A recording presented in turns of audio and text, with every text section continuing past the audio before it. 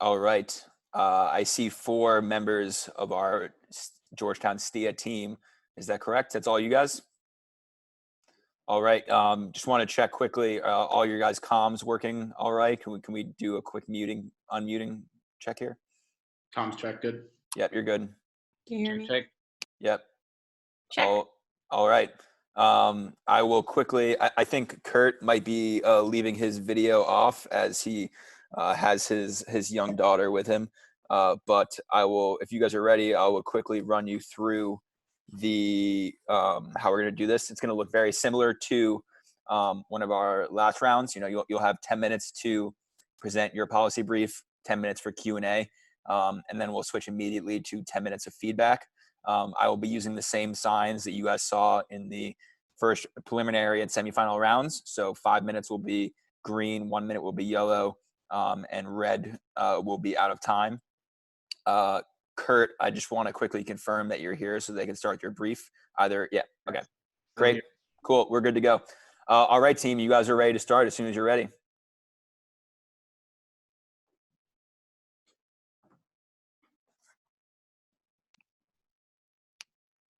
Good afternoon, ladies and gentlemen. My name is Carlos Aramayo. I am here with my teammates, Mr. James Plunak, Ms. Hannah Hess, and Ms. Elizabeth Puvet. I'm here to update you with the most recent and available information about the ongoing cyber event regarding the Seafair shipping software. As you know, the incident has brought the global shipping industry to its knees, and the consequences have been especially severe around high traffic routes, particularly in Southeast Asia and around the Pacific Rim. STAR team is especially concerned with maintaining access to maritime choke points and alleviating bottlenecks that have developed near these points. We have intercepted the People's Militia communications, and we also have intel that attributes a certain part of the attack to the North Koreans. We have analyzed this problem using our DIME architecture. We're addressing immediately the economic impact, since the biggest issue in the short term is that we want to avoid a liquidity crisis or a credit crisis that directly impacts the company's ability to stay profitable and to operate. We know that the shipping industry is vulnerable to shocks. So in order to address the financial liquidity concerns, the Department of the Treasury, in coordination with the Department of Commerce, should work on to erode the possibility of a liquidity crisis. How? Credit lines and loan guarantees for US shipping companies. In addition, at an international realm, we will suggest to allies and also to China, Singapore, Malaysia, and others that have substantial maritime interests to follow similar measures so that businesses have a knock-on effect. Now, I will continue with this presentation, and I will pass it on to my colleague, Mr. James Plunak, who will present the first course of action that will touch on the diplomatic action. Thank you, Carlos. So continuing on from our previous briefings, and I can touch on some of those things as we go or during question time. Our first course of action is targeted in diplomacy in maintaining and establishing high-level bilateral dialogues focused on information sharing to mitigate shipping bottlenecks and to ensure safe navigation. However, with the new information, we see also a potential to really create, one, a coalition of the willing, and two, some real pressure on the North Koreans. And I'll run you through those in the 2 scenarios. So the first is that we have friendly Asiatic nations, such as Singapore, Malaysia, Indonesia, and the Philippines, which we already have information sharing tasks with, as well as mutual defense treaties. Those countries, we can therefore work together in the short term through bilateral communications, and hopefully in time, multilateral communications to put pressure on and to help to target and find, trace, and hopefully prosecute the cyber criminal actors. We also see a unique opportunity with the Chinese, in that the Chinese and the United States are the 2 most uniquely impacted by this scenario in the economic sense. We want to engage China in what's known as a fairness, equality, and reciprocity, as these are key hallmarks of the Chinese policy and their foreign policy as they seek to engage the United States. We also seek to work with China and leverage their relationship with North Korea, as they can put serious pressure on North Korea to stop the attacks and turn it around, as China has also been affected and hurt. Therefore, it's in China's interest to stop the North Koreans. And with that, I'll turn it over to my colleague, Ms. Hess. Thank you. Thank you. For our second course of action, we will address the attribution of the threat and other technical responses. Recently, we received new intelligence regarding attribution. Hacktivist Phineas Fisher took credit for the malware kit. It is likely that this is the same malware kit used in the recent attacks, but further cyber forensics analysis is needed to confirm this. It is also likely that Fisher hacked and stole the kit and then sold the malware kit to the North Koreans who saw an opportunity to make money. Internet group The People's Militia has also taken verbal credit, but again, further cyber forensics analysis is necessary to establish definitive attribution. We recommend DHS CISA will lead the government effort with technical support from NSA and US Cybercom to advance technical responses, establish definitive attribution, and defer future attacks. DHS CISA will support and coordinate with private sector collaboration to work towards attribution. The Federal Marine Commission and International Maritime Organization will disseminate a public messaging campaign recommending ships stop using the compromised AIS software and releasing guidelines for how to safely navigate in an environment without AIS, particularly around choke points and ports. U.S. Coast Guard will enforce these guidelines with non-compliant vessels.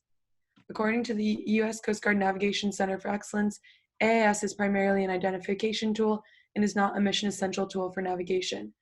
We recommend analog backups, including paper manifests, radar, and manual radio hailing for continued navigation through the waters. Now I'll turn it over to my colleague, Liz Boyvid. Thank you, Ms. Hess. Our third COA focuses on mitigation and then prosecution.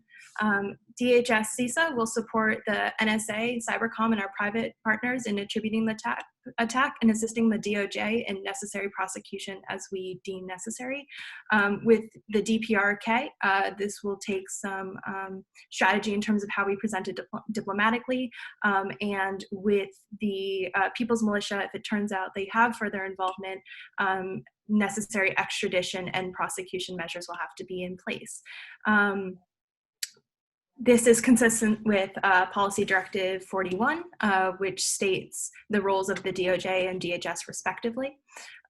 Meanwhile, as Ms. Hess mentioned, the move to analog will help mitigate further threats in the immediate and stop the dissemination of the malware. From what we know now, the malware transmits from ship to port and port to ship with USB transfer manifests or through email. So moving to paper manifests in the immediate period will help stop the dissemination and flow of the malware. And now I'll turn it over to Carlos to conclude. Thank you. So to conclude, we recommend a comprehensive multi-layered policy approach that includes the execution of each of the courses of action mentioned in this presentation in tandem in order to mitigate the immediate impact of the attack. Our strategy represents achievable short-term, medium-term, and long-term goals that address this rapidly evolving threat. Our approach is all-encompassing. It's a policy that clarifies the federal government's priorities. The policy is designed to protect U.S. interests and to limit the potential further attacks disrupting U.S. commerce, global supply chains, and the international economic system. The policy framework we propose also gives way to a US-led coalition of allies and partners, which conveys a joint effort to foster international cooperation while also advancing US political legitimacy and US norms in cyberspace. And with that, I thank you for your time and we welcome your questions. All right. Thank you very much. Judges, you now have 10 minutes for Q&A.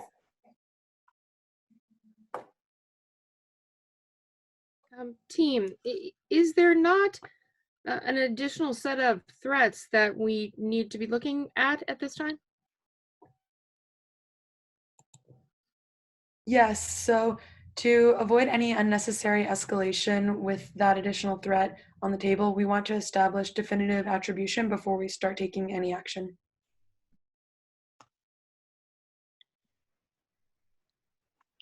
Are we not worried at this moment about what cargo might exist in some of the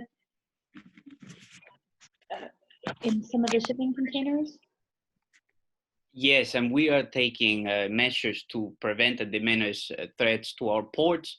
We will put the U.S. Coast Guard and also commerce in the ports and on high alert. At this point, we have executed a campaign that we believe is comprehensive and that takes full advantage of the federal government's reach and power. Does that answer your question? I'm not sure. If we have essentially radioactive material in the environment with no really useful way to identify where that is, which part of your policy recommendations impacts that? So, ma'am, I think really what we're trying to drive at here is the idea that yes, there is that big threat and the potential for that, but it's through engaging with the United States Coast Guard and the customs who have the infrastructure already in place, and by asking for the paper manifests to be put in place to be able to easily look and check. And by cross-referencing the existing paper manifests and using Coast Guard infrastructure and detection abilities, we hope to be able to grasp that risk and not over-escalate in this situation because it's still rapidly evolving. I hope that touches upon your concerns. Is your assumption that the paper manifest would somehow disclose contraband contents on a ship? Like, what's the reliance on the paper manifest? I thought the primary use of the paper manifest was to contain the malware and the spread of the malware. And on that point, I wanted to inquire if there were other alternatives for communicating that didn't rely on paper. I think that we've sort of seen this industry-wide movement to fall back to very traditional pre-technology modes, I think, which kind of plays into the hands of some of the desired outcomes in a way that hurts commerce and sort of the speed of which we want things to be happening. In addition to that question, I wanted to ask a little bit more on your comms plan and the sort of media strategy in some of this planning. There was a lot of discussion that was very well done around the sort of executive branch aspects of execution. But what is the plan for communication, either within the impacted region and also within the United States? So, ma'am, just because you asked a lot of questions in there that we want to unpack, I can address your last question as it pertains to diplomacy, and then I'm going to ask you to potentially restate some of those in more concise bites for my colleagues to be able to touch on. But when it comes to diplomacy, right, it's important to understand that diplomacy is just not a single action, it's a process, but it's that process of constant communication between those partners and our ambassadors in state that allow for quick and rapid responses. And that's what we're seeking to leverage, is those communications. And I can address your... I'm afraid I don't think that answers the question. So I understand the sort of bilateral nature of diplomatic communication. I think the question that I'm posing goes more to, we have open source commentary on the activities that are taking place. So what is the sort of executive branch level recommendation to contain concerns that might be emanating from region and also internally within the country, and how are we planning on engaging there, whether it's through sound bites to the media, whether it's through press briefings, whether it's through engaging other external stakeholders across the world or within region. Like, do we have a plan of action there that sort of furthers our policy objectives? Yes, so I think there are two elements. One is that it's the United States, right? We can't necessarily jump into certain journalistic tiffs and try to engage every journalist and tell them what they need to be saying or what they need to be doing. I think the goal is to steer the narrative by actually controlling the situation and letting the reporting come and emanate. There will always be reports that disagree with our policies as well as agree with it. So the question is just, how can we rapidly approach and address the situation as quickly and as thoughtfully as possible? And I'll pass it on to my colleagues from here. Yes, and I will address your nuclear question, if you will. So we don't minimize the possibility of the nuclear issue. but there's no direct evidence to this date in our collection efforts that suggests the possibility for this to happen. Now, our threat assessment remains fluid. There's additional collection efforts that are going on, and we will reassess and reevaluate our assessment continuously. If need be, if there is an escalation of threat, we're prepared to hold all vessels from docking in US ports. However, that is contingent on an assessment based upon collection efforts. Does that address your question? I think that is one way to have a systematic approach to containing the threat, at least with regards to the United States. Any further questions?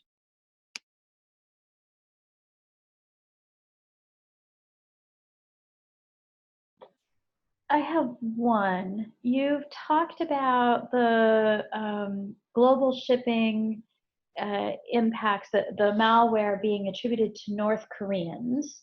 When you say to North Koreans, can you be more specific? Is it DPRK? Is it hacker groups? Because at a later point, you talked about cyber criminal actors. And the two got a little confused. Yes.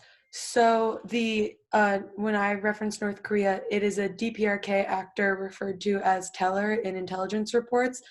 Other potential actors that have claimed attribution are hacktivist Phineas Fisher, as well as the People's Militia, which is an internet group. All of these are potentials for potential people that are involved, but we need to conduct further cyber forensics analysis to establish definitive attribution at this time.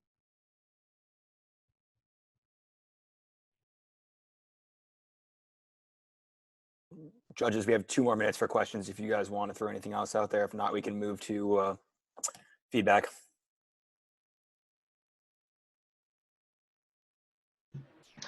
So I do have one quick question. Do you have any concerns? I understand the last answer you gave, Carlos. Do you have any concerns whatsoever that the radioactive material that's is somewhere out there in the, I'm assuming the Pacific, can be used immediately as some type of kinetic threat? Sure. As I said before, we do not minimize the possibility of the nuclear issue. But at this point in time, there is no direct evidence coming from our collection efforts that suggests that there is actually nuclear material floating out there that is part of an attack directed towards us or towards our allies or partners. However, we will continue to collect, we will continue to reassess and reevaluate our assessments based upon the intel that we get. Understood. Thank you. Thank you. All right, judges, if you have no further questions, we can move to feedback. Cool. All right. Team, thank you and congratulations. You're now through the tough part.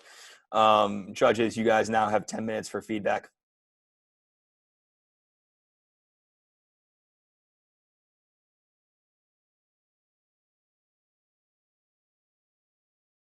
I can go first. So first of all, really well done. I thought the opening in particular was very strong because it was clear. It sort of told us what the issue was. It told us what the game plan for response was. And it talked about sort of preliminary, secondary, and like tertiary timelines for execution. And I think that the approach of this team was one of circumspection, which is to say we don't have definitive evidence of X. So we have a scaled approach. We're going to do this in this way. And you, when pressed, were able to justify that policy stance. The one area that I would just sort of explore a little bit more from like a real world perspective is the comms approach. And the fact is that the media is the fourth estate and that they control policy, they control economics, they control churn. And as much as you're trying to sort of practice containment, you also need to drive narratives. And that doesn't necessarily mean that the entity itself that is driving the narrative is the one that's driving it. And diplomatic channels are often muddied. They're often subject to very siloed interests. And so I think that having, as part of any policy recommendation, and again, this is like real world, whether you're in a corporation or within a government, you need to have a comms plan. Like, even if your comms plan is, we have no proactive statement, you have to have a reactive statement at the ready, or you have to have one pagers or blurbs to share with allies who can then sort of say that in different fora around the world or in different communities. And so in terms of like strategy and in terms of recommendation, the comms plan is probably the most important plan, right next to substance or as equal to substance. And when there is churn, or when there is a desire to contain churn, the comms plan is like critical for that. So I would just sort of relay that as a matter of like real world reality in these types of decisions, is that the comms plan is critical to success or failure in many cases, because the narrative, as we sort of see from the present day, often drives the reality and not reverse. So I'm going to build on that a bit and a few other, perhaps add in a few other things that I think could be useful.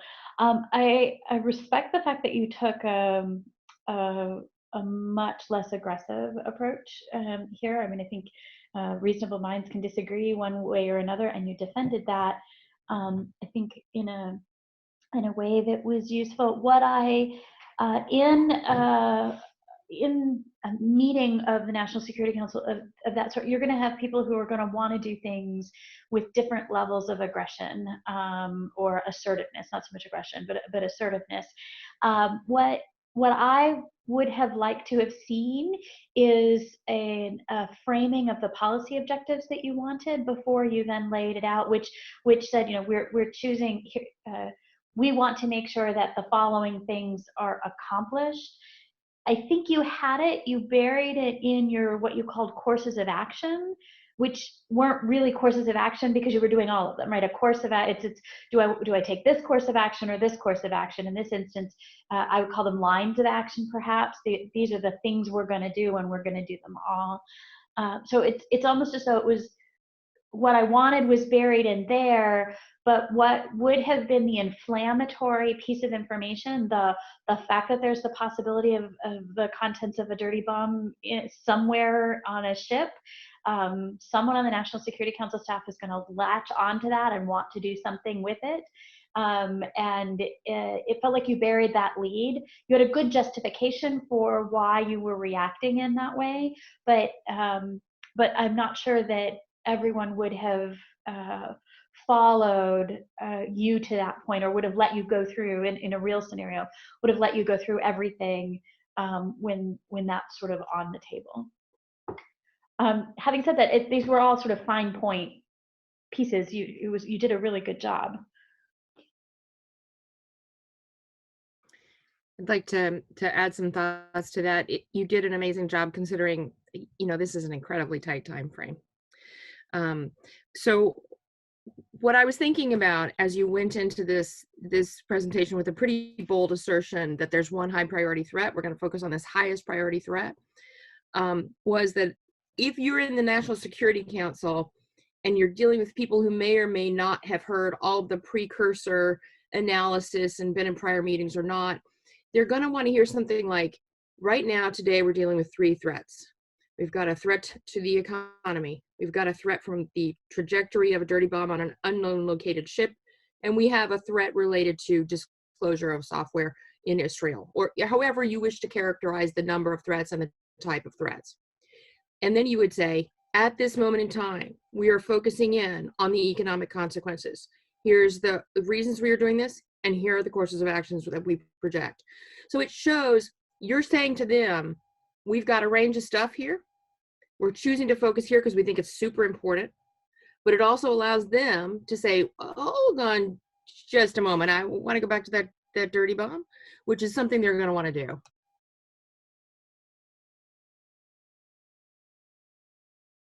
And you don't want to lose control of the meeting. Oh, sorry, I'm a little pouting on. You don't want to lose control of the meeting, and once you've done that, you don't get it back. So this question, it could have been asked during, but I'm more so curious about the reasoning behind this. So in looking at, for example, the I believe it's the intelligence report. Within that, there's the NSA report that says that there's the components to make a functional dirty bomb on a ship. And so, can you tell me a little bit? This is no sort of meta reasoning, right? So not, sorry. What's the reasoning behind thinking to yourself that the dirty bomb patent is not? Sorry. What's the reasoning behind thinking the dirty bomb is not was not a priority?